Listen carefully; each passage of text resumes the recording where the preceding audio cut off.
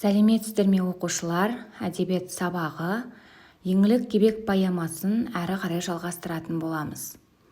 Бүгінгі сабағымыздың оқу мақсаттары шығармадағы көркемдегіш құралдардың қолданысын талдай отырып, автор стилін анықтау және шығарма бойынша жазылған әдеби сын пікірлерге сүйене отырып, өзіндік сыни пікір жазу. Дәптерімізді ашып, бүгінгі күннің жады мен тақырыпты жазамыз. Желтоқсанның 11-і еңлік кебек поэмасы, әдеби сын. Балалар, өткен сабақты еске түсіру мақсатында мына сұрақтарға жауап беріңіздер. Әрбір толық дұрыс жауапқа 1 балдан, барлығы 3 бал. Біріншіден, еңлік кебек поэмасында қандай салт дәстүрлер көрініс тапқан? Екінші, поэманың негізгі идеясы қандай болды? Үшінші, руаралық талас тартыс, ескілік көзқарастағы салт сана, әйел теңсіздігі сияқты мәселелерге сенің көзқарасың қандай?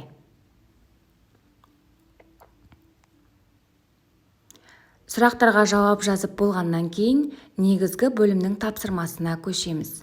Балалар, бүгінгі сабағымызда алғашқы оқу мақсатымызға сай еңлік кебек поэмасындағы әдеби көркемдегіш құралдарды табуымыз керек. Яғни бұған дейін өзіміз білетіндей теңеу, эпитет, риторикалық сұрақтар, анафора, эпифора, ассонанс, аллитерация, метафора, метонимия сияқты көркемдегіш құралдардың түрін берілген үзінділерден анықтаңыздар. Сіздерге еңлік кебек поэмасынан 5 үзінді берілген. Осы үзінділерден көркемдегіш құралдың түрін анықтап, оның шығармадағы қолданылуын жазасыздар. Мысалы, тотыдайын таранған деген үзінді берілген болса, мұндағы көркемдегіш құралдың түрі теңеу, ал қолданылуы дай-дей деген жұрнақтың жалғануы арқылы теңеу жасалып тұр. Дәл осылай берілген үзінділердегі көркемдегіш құралдың түрін тауып, қолданылуын 2-3 кестеге орналастырып жазыңыздар. Тапсырманың дескрипторы әр үзіндіге сай көркемдегіш құрал түрін анықтайды және көркемдегіш құралдардың шығармадағы қолданысын анықтайды. Бұл тапсырмаға барлығы 5 балл. Балалар, есте сақтаңыздар және өткенді қайтадан еске түсіріңіздер. Сыни пікір деген не? Егер естеріңізде болса, Мұрат Мөңкеұлының сарыарқа және үшқиян толғауларына біз сыни пікір жазған болатынбыз өткен бөлімде. Яғни сыни пікір дегеніміз ол шығарманың мазмұнын қайталап жазу немесе баяндау емес, керісінше осы шығармадағы көтерілген мәселелер, кейіпкерлер әлемі немесе оның көркемдігін бағалау. Яғни осындай мәселелерге қатысты сіздің өзіңіздің бағаңыз, жеке пікіріңіз бұл сыни пікір болып есептеледі. Яғни қысқаша айтатын болсақ, сыни пікір дегеніміз көркем шығарманың көркемдігіне баға беріп, бейнеленген өмір шындығының қалай көрініс бергенін талдап, оның мән-маңызын түсіндіретін ғылыми публицистикалық стильдегі жанр. Алдарыңызда Мүсілім Базарбаевтың еңлік кебек поэмасына жазылған сыни пікір берілген. Шәкәрім шығармашылығының өнімді саласы поэма. Ақынның көлемді поэмалық шығармалары Қалқаман Мамыр, еңлік кебек, Ләйлі Мәжнүн. Жастардың жүрек сезімін жаншып, жара салып келген феодалдық кертартпа әдет салттарды сынайды. Қарақұштың құрбаны болып, арманына жетпей кеткен жас қыршындардың аянышты өмірін суреттейді.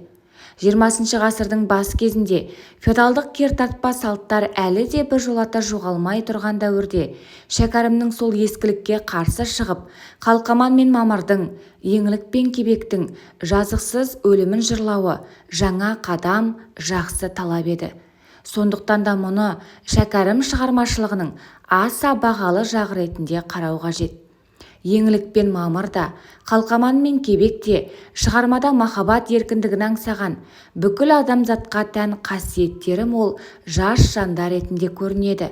Олардың арасындағы махаббат сезімі шынайы адамгершілікпен ұштасып жатады. Мінекей балалар, Шәкәрім Құдайбердіұлының «Еңлік кебек» поэмасына жазылған осы бір сыни пікірде поэмада көтерілген мәселелер және ондағы кейіпкерлерге жеке баға, автордың бағасы берілген.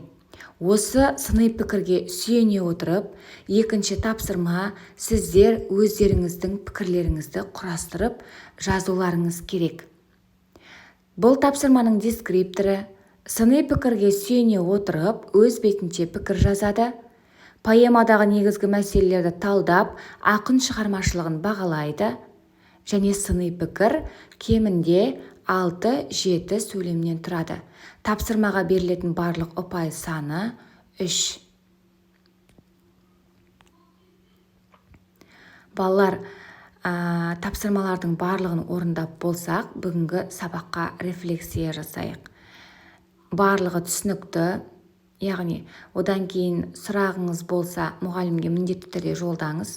Түсініксіз болған жеріне де міндетті түрде мұғаліммен кері байланыс жасаңыздар.